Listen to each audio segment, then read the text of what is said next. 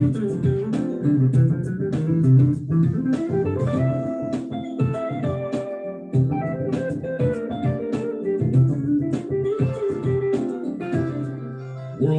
faith-based, community-driven streaming media. This is The Voice 17104.com from the Allison Hill District of Harrisburg, Pennsylvania. Now broadcasting community radio from Studio A and community television from Studio B on The Voice 17104.com. Welcome, my brothers and sisters, to the Richard James Show on 17104, The Voice.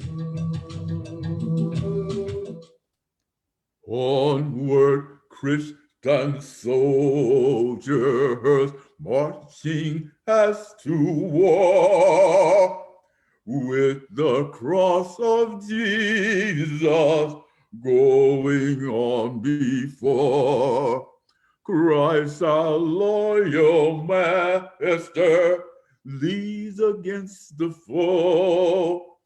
Onward into battle, singing sin no more.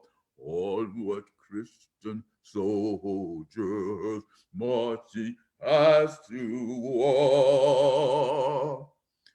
With the cross of Jesus, we will go before. Yeah, I'm in a good mood. I'm in a very, very good mood.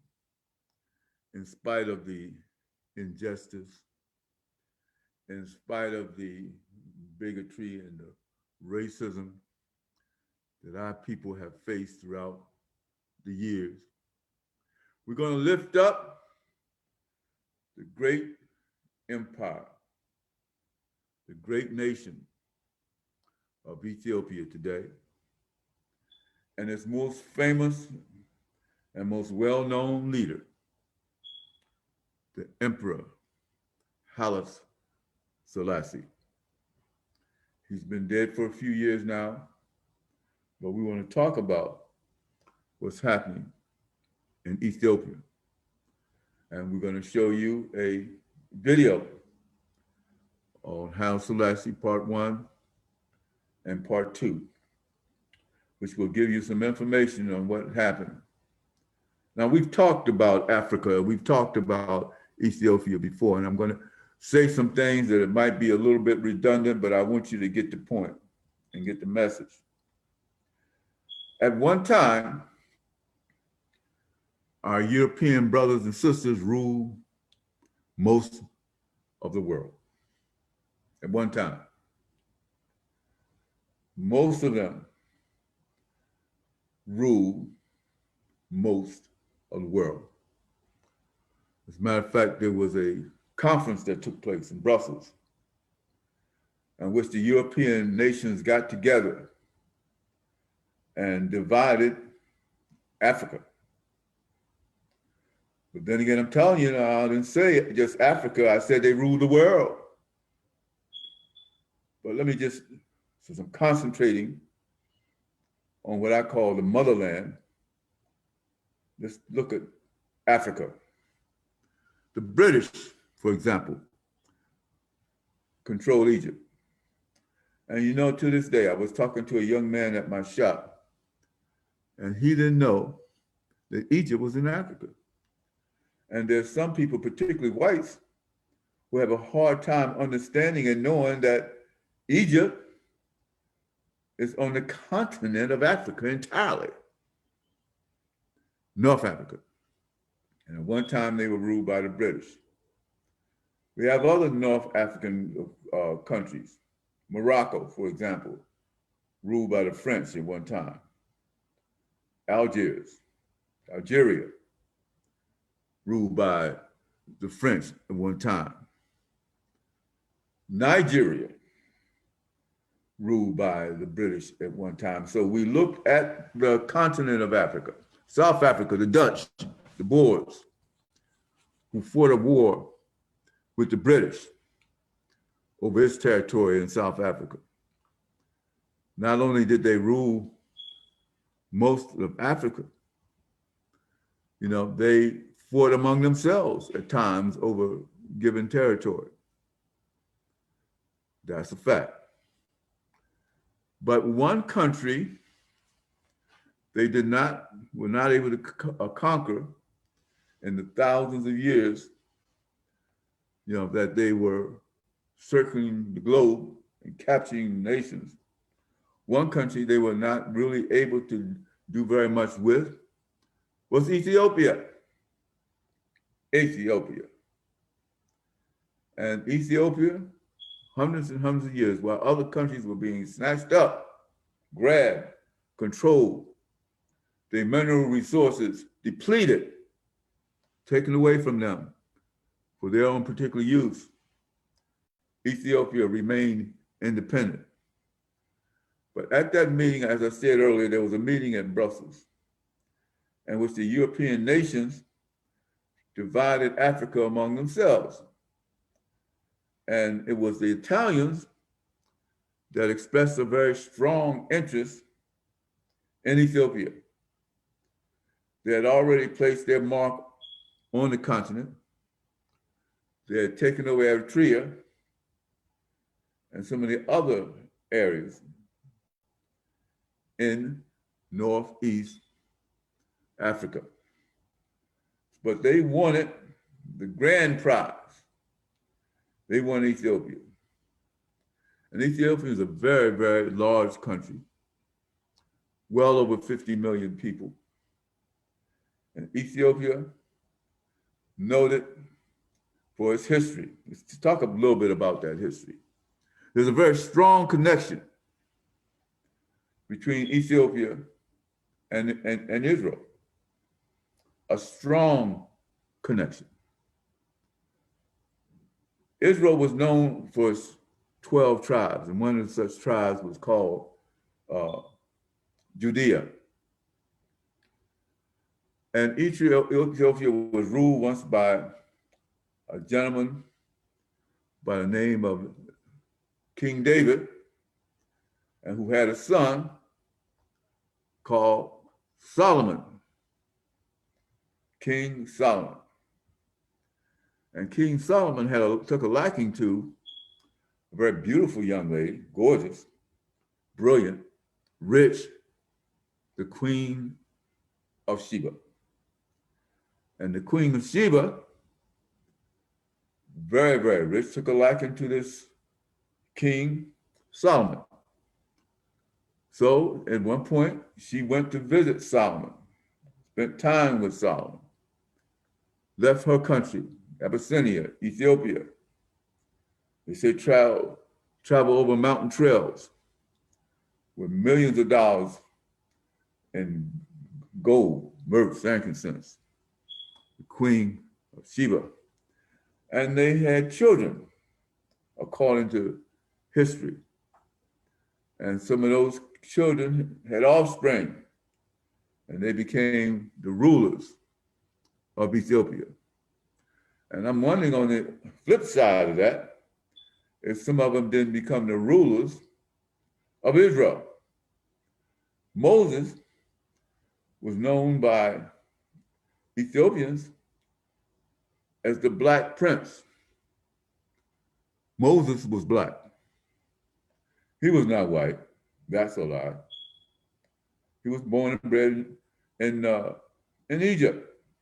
He was born in Egypt. And let me tell you a little something about Egypt. The original people of Egypt were Nubians. Have you heard the term Nubian? Black people, the original people. And Moses, according to scripture, led his people out of Egypt into what was to become Palestine or Israel. Now, let me tell you something about Ethiopia. Not only was a connection, there was another great queen. And just listen to me. There were female rulers of Ethiopia great ones. Sheba was one. But Queen Judith was the queen of what they call the Philosophes, or Bete Israel. The Philosophes were Jews, referred to themselves as the original Jews. In other words, they contend that Israel, or the Jews, didn't necessarily just come out of Egypt, but they also came out of Ethiopia. And a large percentage of Ethiopians were Jews. Now, the vast percentage of Ethiopians were members of the Orthodox Christian Church. The Orthodox Christian Church maintains its presence in Ethiopia and in Egypt. As a matter of fact, here in Harrisburg, we have a Orthodox Christian Church. I was on State Street, Orthodox Christian Church. So we also claim that Ethiopians were some of the first Christians, and they had their church. When in disgrace and fortune in men's eyes, I'll alone believe my outcast state, and trouble deaf heaven with my bootless cries, and look upon myself and curse my fate. The Italians made an attempt near the turn of the century to attack and take over Ethiopia. They sent a lot of men, a lot of ships to Ethiopia. They're under the leadership of Menelik II, who claims to be a descendant of the Queen of Sheba. When the Italians got there and arrived on the shore with as many ships and as many soldiers, they looked up at the top of the mountain and they saw over 1 million men. Over 1 million men. And they attacked and defeated the Italians and drove them into the sea. Now remember, this is a European power. A European power that has all the modern weaponry in the world. But with what they had, in terms of fighter power, guns, ships, whatever they had, they were able to drive the Italians out of Ethiopia. And that was most embarrassing for the Italians. This black nation on the east coast of Northeast Africa defeats one of the world's greatest empires. And the Italians were no joke. I mean, the Italians have gone around the world. One thing, some people give the Italians a credit for discovering America. They funded Christopher Columbus, and Christopher Columbus was one of the first Europeans to land in America. Of course, what they don't tell you is that Africans had come to America long before Columbus. Suchum has a book called They Came Before Columbus, and that's a fact. But anyway, Menelik II defeated the Italian host, defeated them, drove them back into the sea. This is a fact. This is true. What I want to do now is I'm going to introduce a film. That some of these facts will be contained in the video and some won't. We want to take a look at this video. Haile Selassie tried to solicit the aid of the UN, it was the United Nations organization that was in place during that particular day. And he was not able to get really any assistance. But let's take a look at this video, and then we will go ahead and talk about more.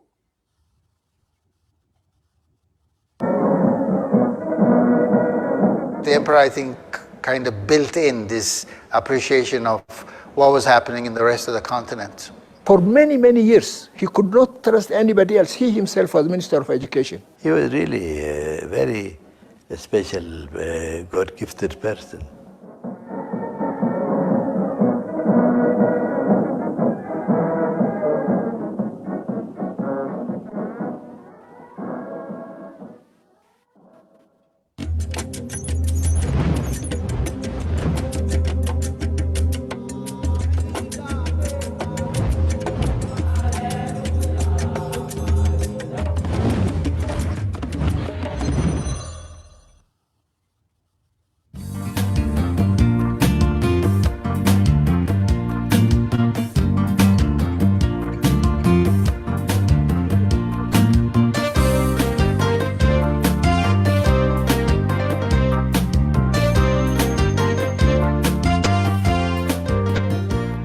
The story of Ethiopia's great monarch,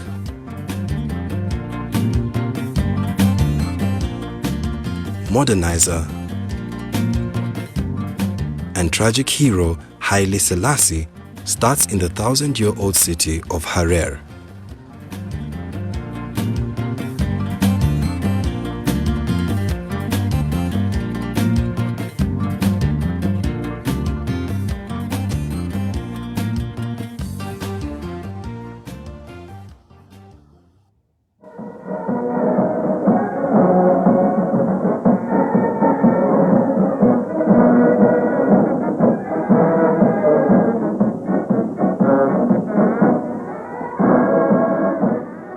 It was here in Harar that Rastafari, as he was known before his coronation as emperor, cut his political teeth. It also serves as a strong symbol of the difference between the ancient but primitive feudal society he grew up in and the modern nation he wanted to build. As a UNESCO World Heritage Site, Harar cannot construct new buildings within the old city's walls. But new buildings do go up outside the old city, and technology creeps in from all directions. So the coming year is holy war. Hopeful, no war, no problems.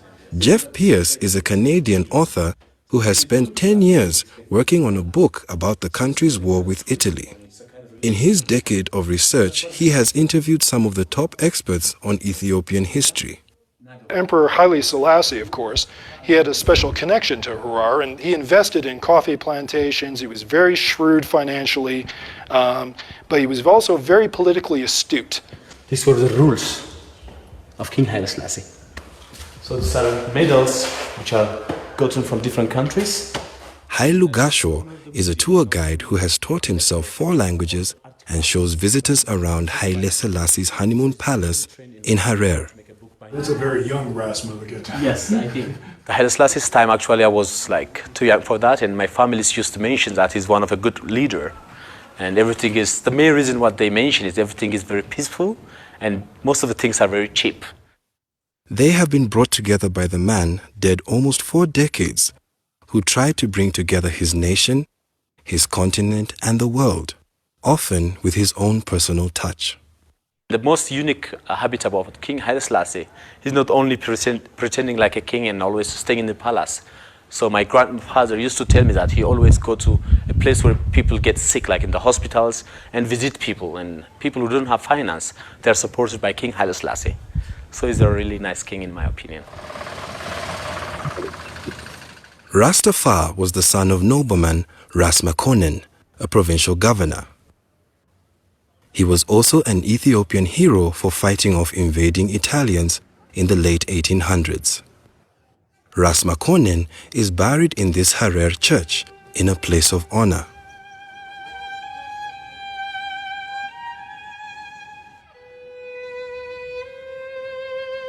His compatriots who died repelling the Europeans are buried underneath the church.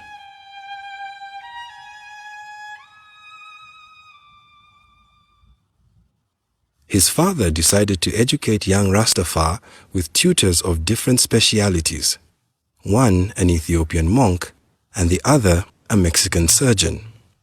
Ras Makonnen had two sons. Upon his death in 1908, his eldest, Yilma, inherited the post. 2 years later, he also passed away, and Rastafari became governor while still a teenager. If you want to understand the Ethiopian sort of feudal politics, it was really like Game of Thrones. It really was.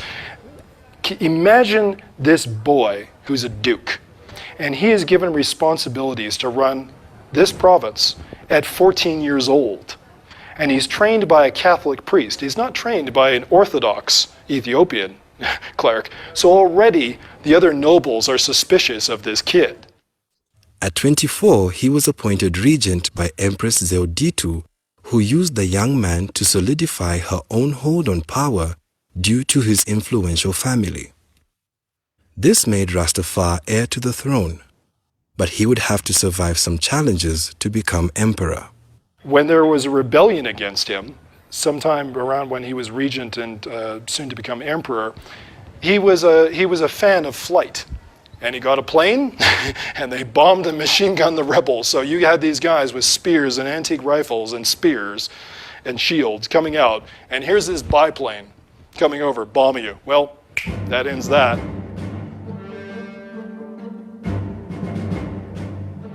Eventually, the empress passed on, and it was time for him to take the throne.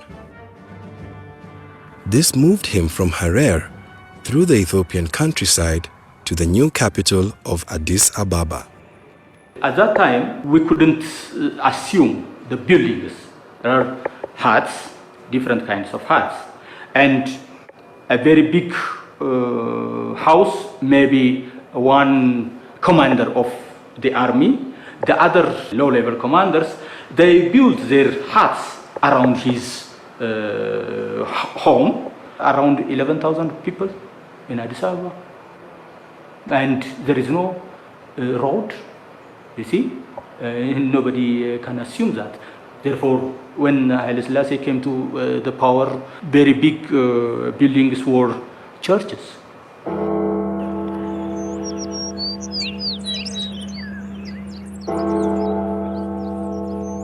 While Addis was still primitive, the new emperor had big plans and decided to build a world-class palace that would impress Ethiopians and foreign visitors alike. This palace also it was built after his coronation in 1934. In 1934, with 800 workers and 8 months.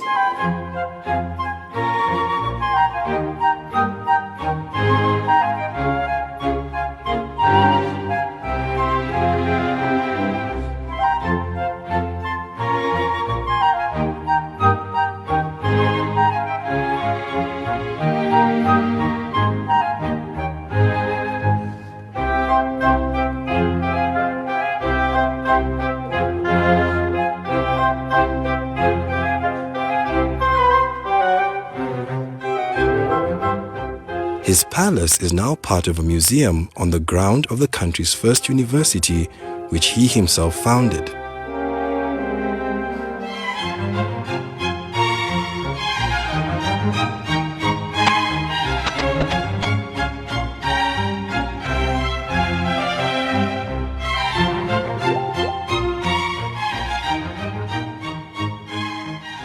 His visits with students showed the early priority he was putting on modernizing education in Ethiopia. He used to visit many schools throughout the whole Ethiopia. He was encouraging students to learn. He was even giving us incentives by giving a small amount of money. He used to give us sweater and so on and so forth. So he was encouraging us to learn. I grew up in in his family's schools. I started with his grandson's school, and then his son, Ras Makonnen, and then went to his another grandson in person. I had the opportunity once or twice to meet him. Haile Selassie wanted young people who could do more than just read or write, who would become diplomats, scientists, engineers, but he had to start with the basics. I think I must have been 7 or 8 years old, and we lined up to meet him, and that's the first time I saw him. And he gave us 50 cents each. and I value that money. That's the money I used to buy the first pencil and the first writing pad. The young emperor's passion for education would eventually bear fruit, but in the early years, it was opposed by the nobility that Rastafari had come from. Haile Selassie used to give gifts on Christmas Day to the students going to school. In those days, the feudal system in the, well, they call them now reactionaries, but the truly conservative people didn't want their children to be going to school and get contaminated by Western culture. But Haile Selassie was desperate to have educated people for his administration, for his services. And even the children, it is the servants' children that they sent to school. And his first ministers were composed of mostly commoners, not from the nobility. In order to push forward his agenda for modern education, he needed to win over this nobility, which he did by supporting tradition. Haile Selassie is a very good diplomat. He was also conservative. He tried to keep the tradition of Ethiopian people and the tradition of the monarchy, to keep his hierarchy. And he tried also to keep the throne. To unify the country and have everyone support his modern ideas, he would need to earn the loyalty of those from the country's other 80 tribes. Ethiopia is a federal state. There are 83 ethnic groups who represent 83 ethnic groups. Perhaps King Haile Selassie from 3 ethnic groups, Amhara, Oromo, and Gurage or Silde. Therefore, what was the rest? 83 ethnic groups, not easy. 80 ethnic groups, they have their own culture, their tradition, their belief, even their traditional kings, they have it. Perhaps the most crucial factor that helped him to unify the country and gain acceptance for his modernization program was the support of the powerful Ethiopian Orthodox Church.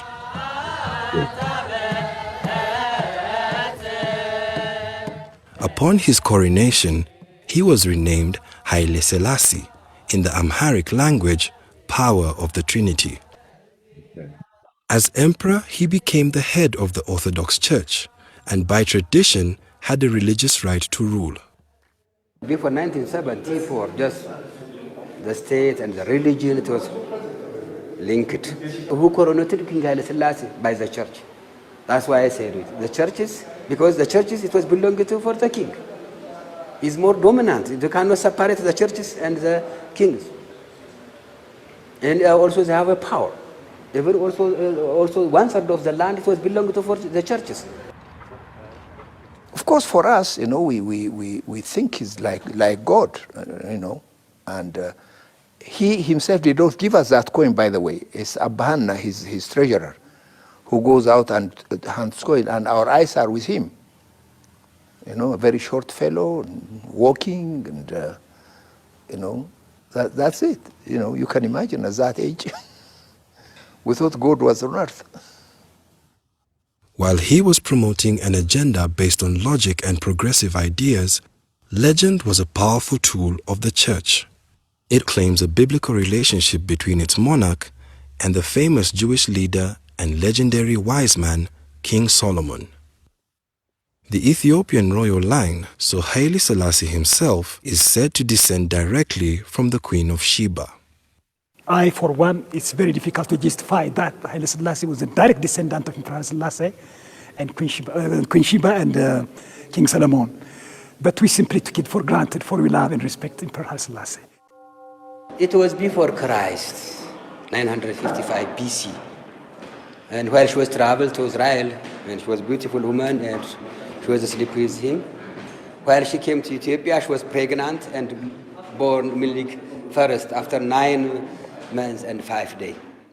While Haile Selassie disavowed the legend to educated friends and foreigners, it was part of the powerful hold he had over the common people. The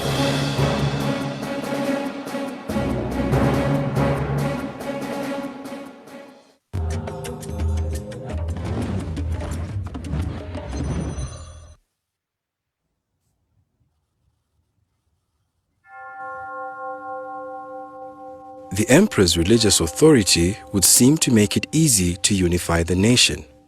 But he decided to use his personal touch to make people believe in his love for his country and its people. He was everywhere in Ethiopia. He was with car. Sometimes with helicopter, for example, 1965. He was with Queen Elizabeth in Gondar, Eritrea. Even they camping in Gondar city, we're almost 40 kilometers far from Gondar, and they were camping. ለምሳሌ በአስመራ፣ በድሬዳዋ፣ በጅማ፣ በጎንደር ውጭ ሀገር አልሄዱ እንጂ ኢትዮጵያ አንድም ቦታ አይቀረኝ። በጣም ተወዳጅ መሪ ነበሩ። በአውሮፓ ቋንቋ ፖፑላር እንደሚባለው በጣም ተወዳጅ መሪ ነበሩ። ህዝቡ ታሪካቸውን ያምናል፣ አሰራራቸውን ያምናል፣ መሪነታቸውን በትልቅ ደስታ ተቀብሏል እና አሁን ድረስ ስማቸው የገነነ ነው። በያለበት ብንሄድ ብንጠይቅ ብናይ በዛን ዘመን የነበረና የሚያውቃቸው ይወዳቸዋል። His accessibility also showed he had an open mind, something that helped him learn from his people and change with the times. The other encounter was when I was in civil aviation school. It's very funny. I had a girlfriend. And in those days, you know, if you have a girlfriend, it has to be very, very secretive.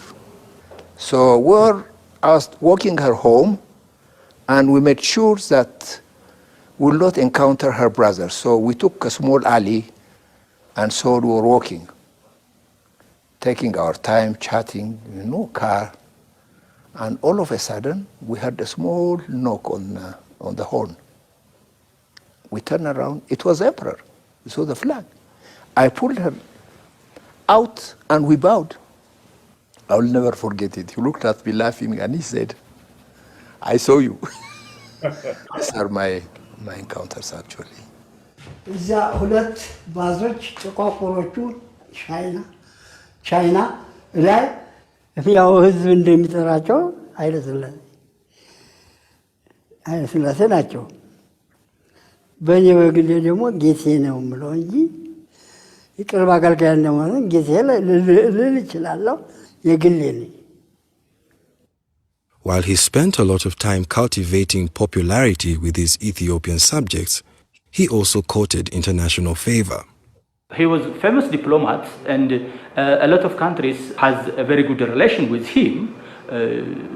African countries, Europe, or also America. He was everywhere, almost 2,600 something, 2,600 times. He was visiting 14 provinces during his time. At that time, it was 14 provinces. Even he was visiting 167 countries in the world. Occasionally, there was criticism. Well, his detractors would say he's going there to have fun. But I'm sure it's for diplomatic purposes that he went. He would go to America, meet Kennedy or Eisenhower. I think he had met them both. I don't think he would just jibe and come back. He would come with programs of aid and projects of one sort or another. The emperor learned about modern ideas and technology, bringing home worldly knowledge and friendships. ሀገር የሚሄዱት ጃንሆይ አንዱም ለሀገሪቱ ወዳጅ ለማፍራት በኢንተርናሽናል ጉዳይ ላይ ተባብሮ ለመስራት ሲሆን፣ ሁለተኛው ደግሞ ኢትዮጵያን በይበልጥ ለማስተዋወቅ ነው።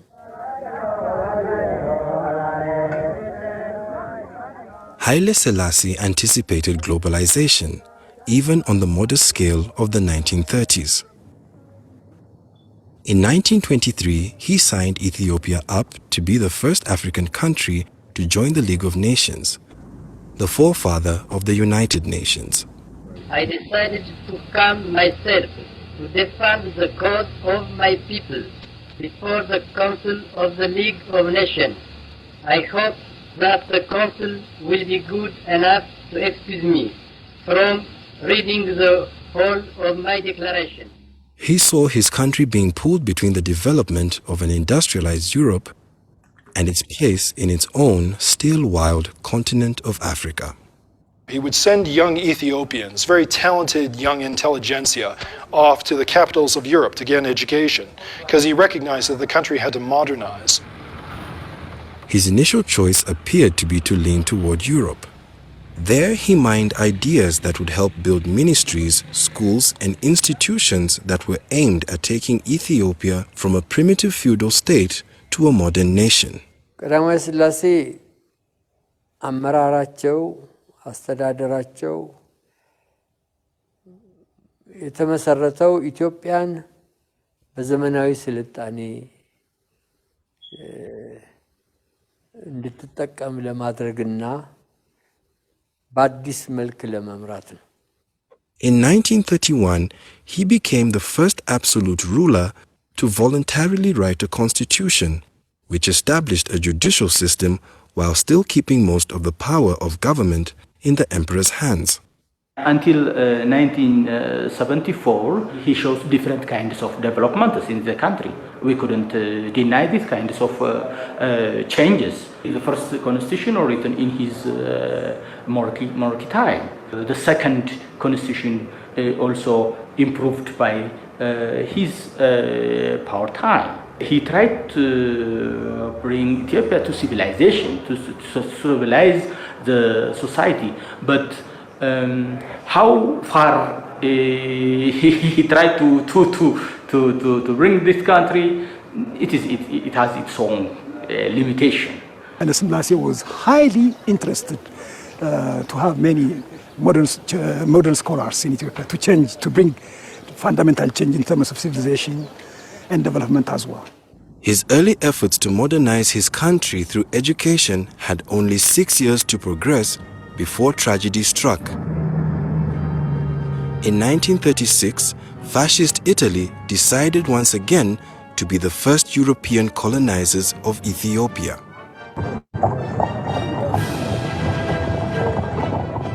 The entire world was fascinated by this war. It was on the New York Times, it was in the London Times. 20,000 black Americans were marching in Harlem over this war. There are battleships in the Mediterranean about to go to war with Italy over this war, and it was a precursor to the Second World War. It had a huge impact on world events. The emperor tried to use his connections to head off the Italian attack. He delivered an impassioned speech to the League of Nations, pleading for the world's interference.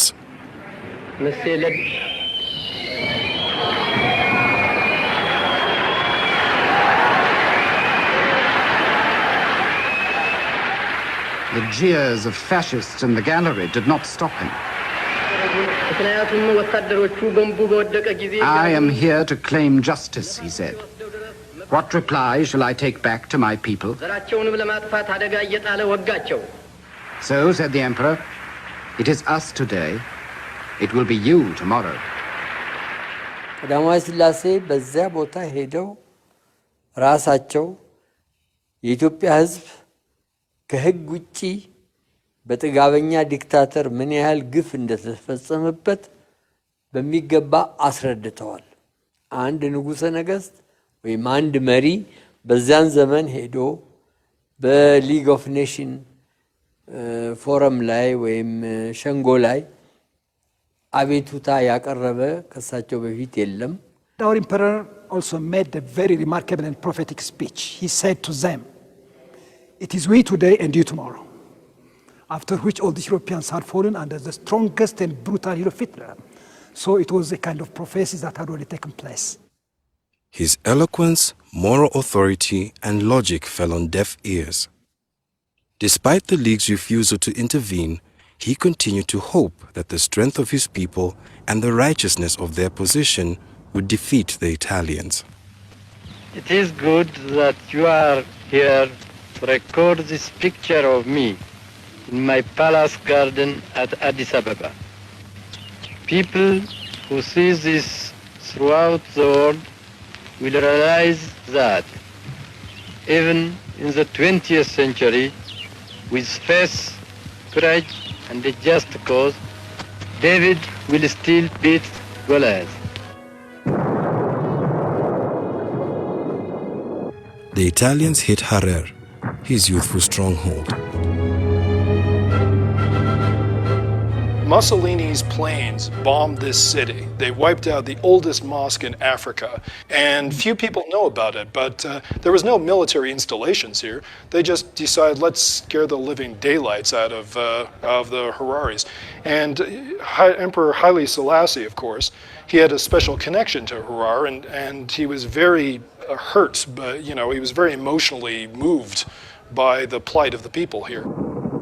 Eventually, the Italians took the capital, burning his palace and shocking Ethiopians with their targets. They killed more than 300 priests and monks. It retarded the country. The Italians under Mussolini massacred an entire generation that could have led this country into the 20th and 21st century.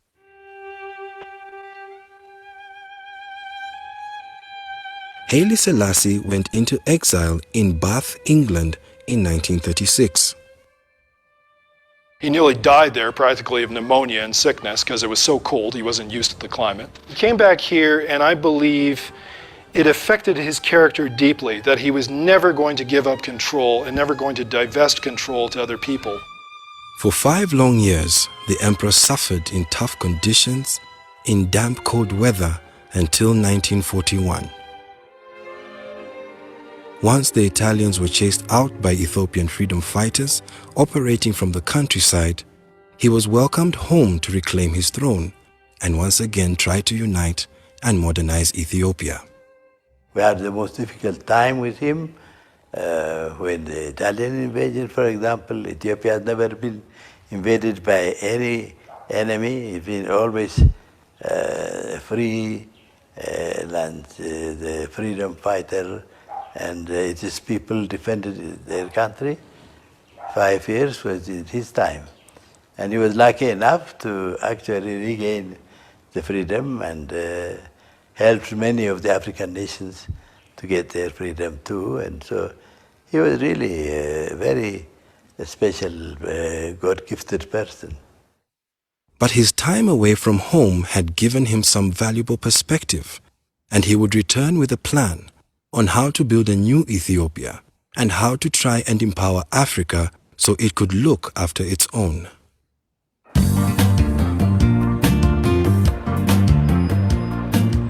The pillars he would build his modern Ethiopia on would be people, educators, cultural heroes, diplomats, engineers and mechanics, and even pilots.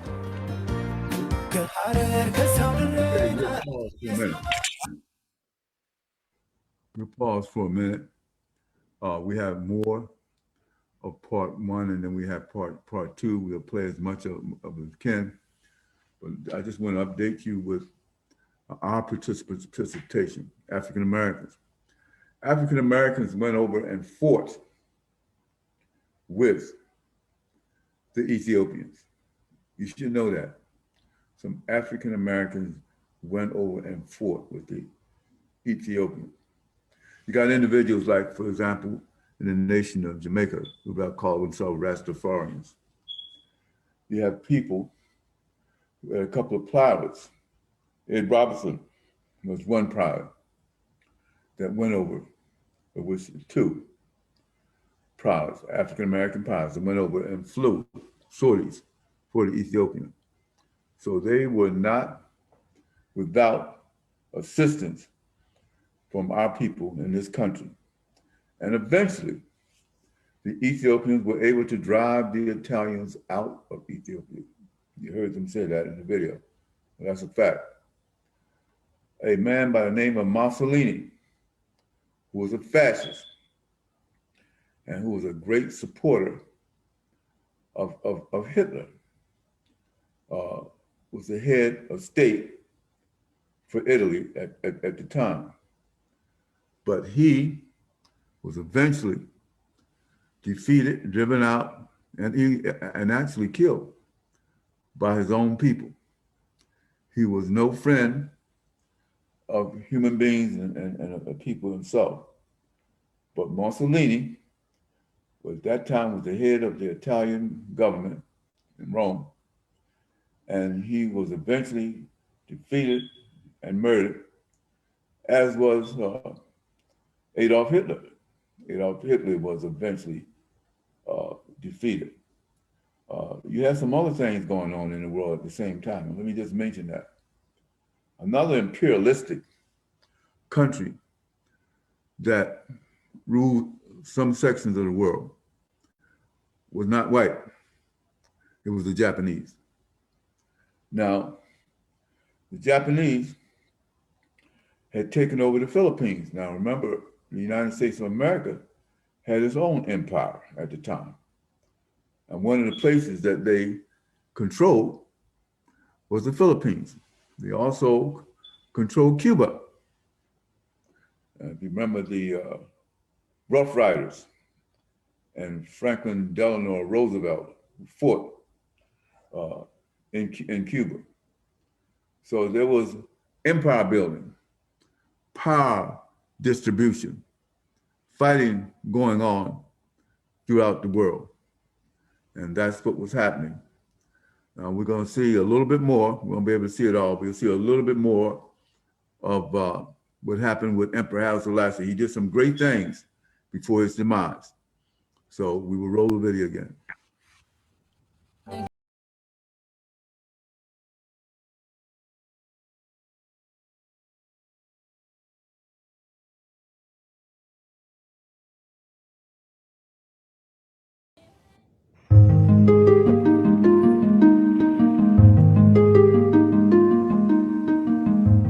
The emperor's first order of business was to create an educated class of young people who could power his country forward with their intelligence and ability to adapt to new ideas in a rapidly developing world.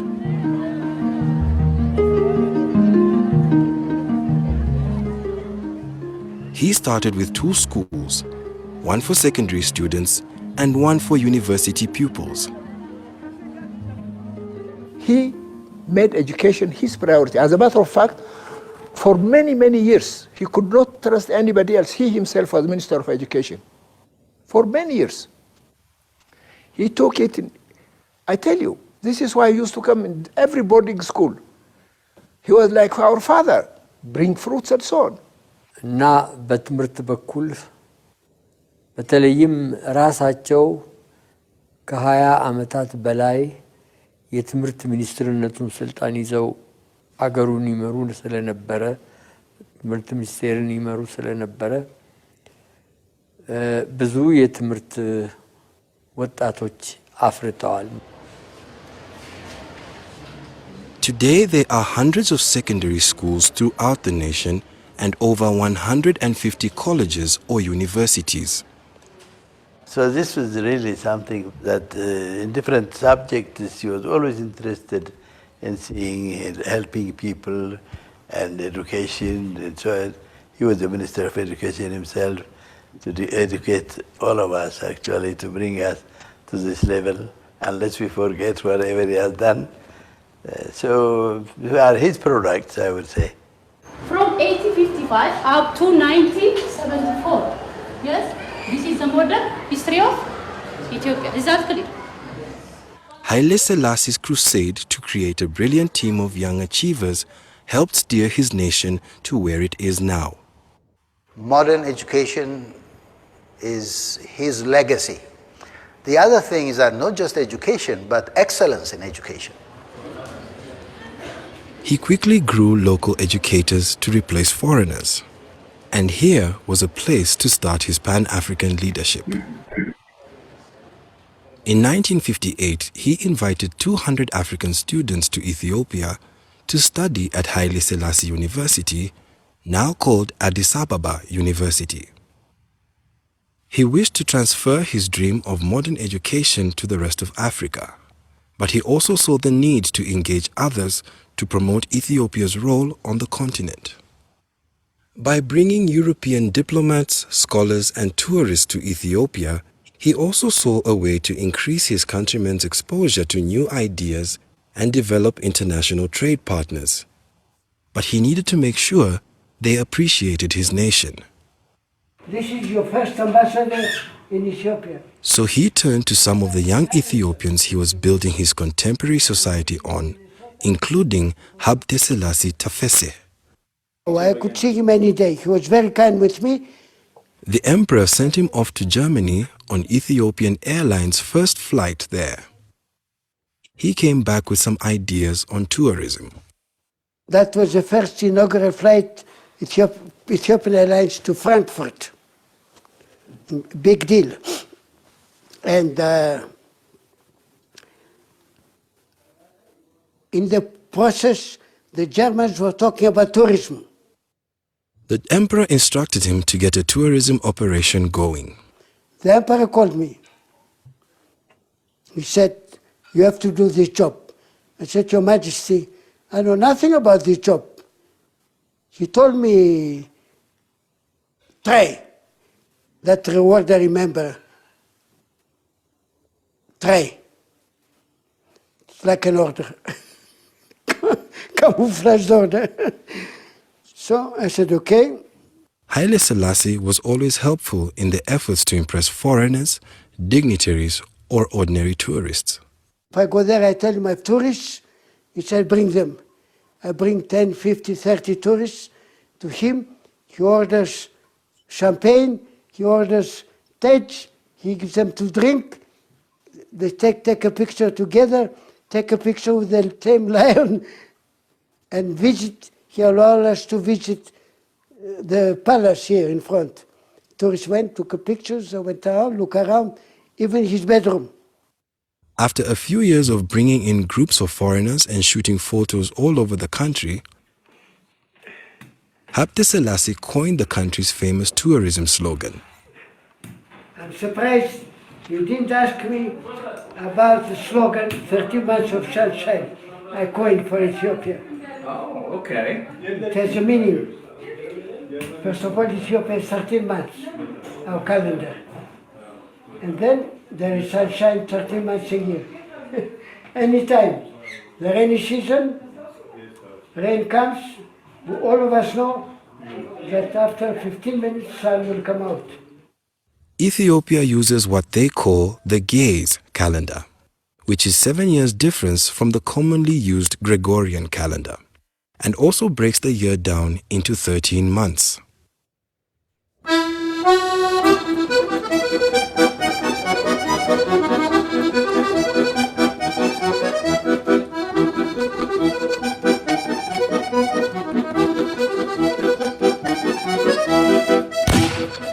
Another area that enjoyed the emperor's personal touch was culture, and in particular, theater.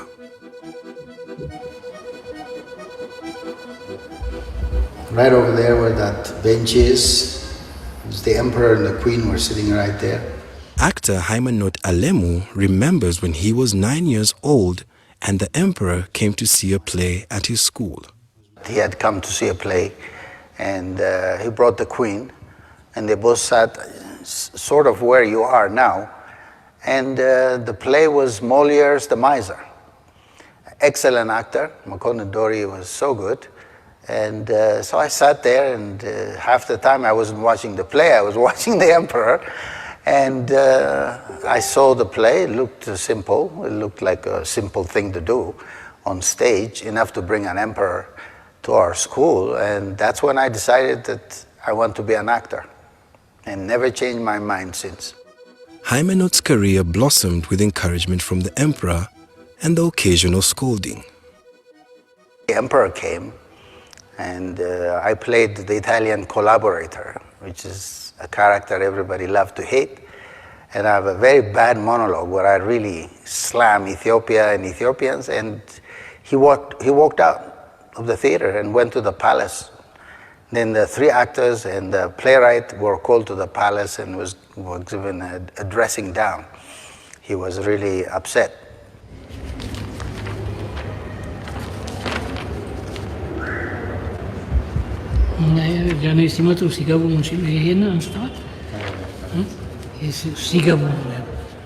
Tesfaye Gassese was also fortunate to have the emperor take notice of him. He was training to be a lawyer when Haile Selassie caught him performing. I was nervous when he came, but still, I guess I was good enough to convince him it was a good performance. Called me in the morning to his palace, gave me his watch, asked me what my plans were. I said, I'm going to go and study law. He said, I asked the minister beside him, how many students are going to study law? I think he answered 12. 12? Oh, that's quite a lot. So we have very many lawyers under training. We need someone in the theater. I said, they're the administrators of the theater, the managers and directors were white people. They didn't speak Amharic, the local language. And so he needs Ethiopians to replace them. So he said, it was a sort of an order, you go and study theater. I graciously accepted it, and I don't, I don't regret it at all. I'm very happy with the profession. And well, I was this. He ended up as the manager of the National Theatre, as well as starring in countless performances. His favorite was Hamlet. I played Hamlet also for the Emperor. That's another great play. I was the first Hamlet. I were what we call first Ethiopian premieres by our prominent, later on prominent playwrights were staged by me.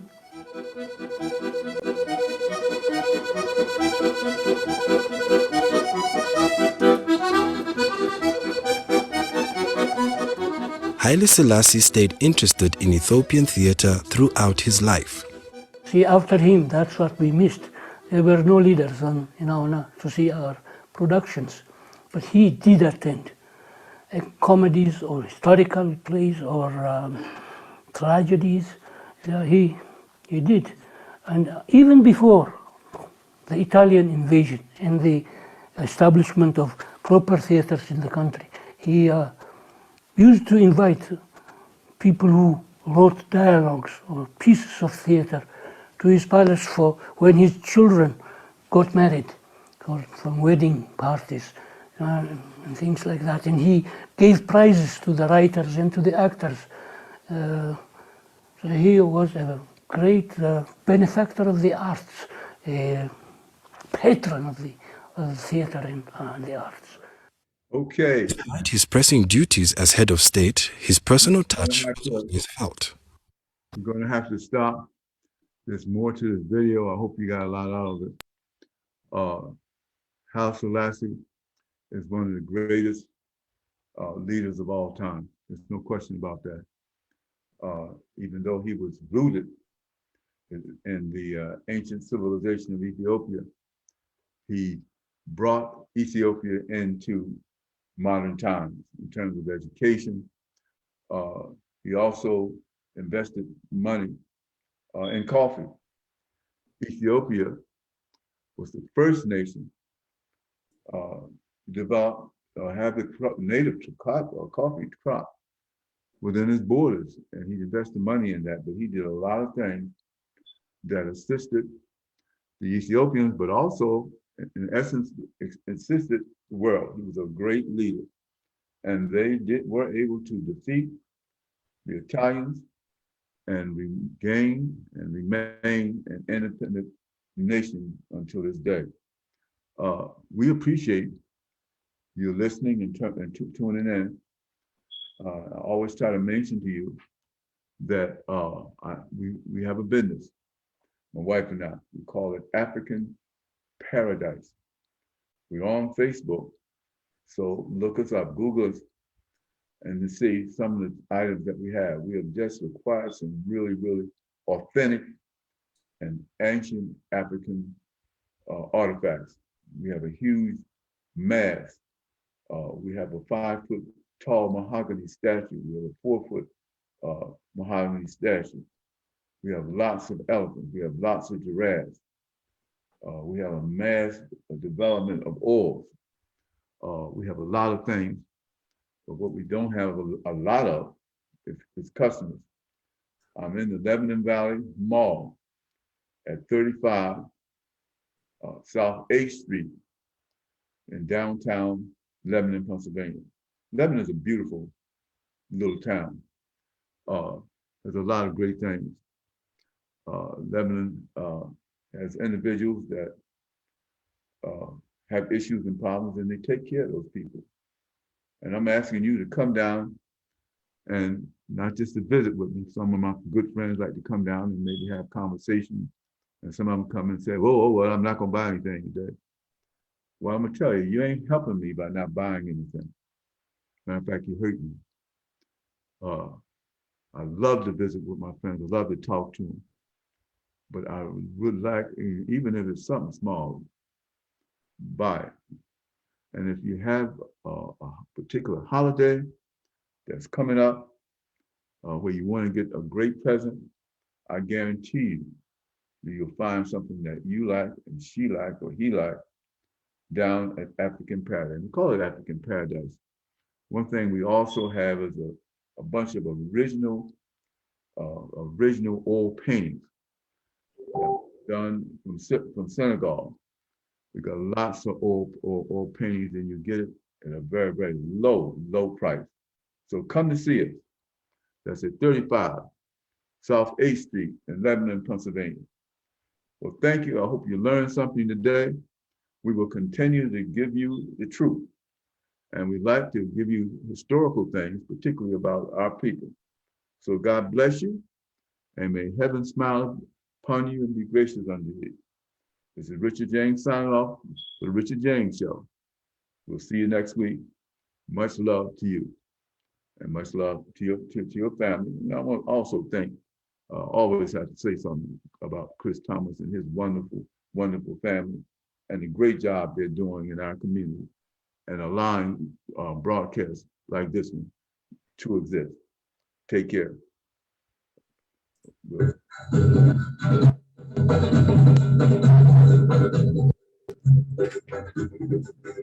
Thank you again for tuning in to the Richard James Show. Our African and our African American programs are set up to educate you on what's going on in this world.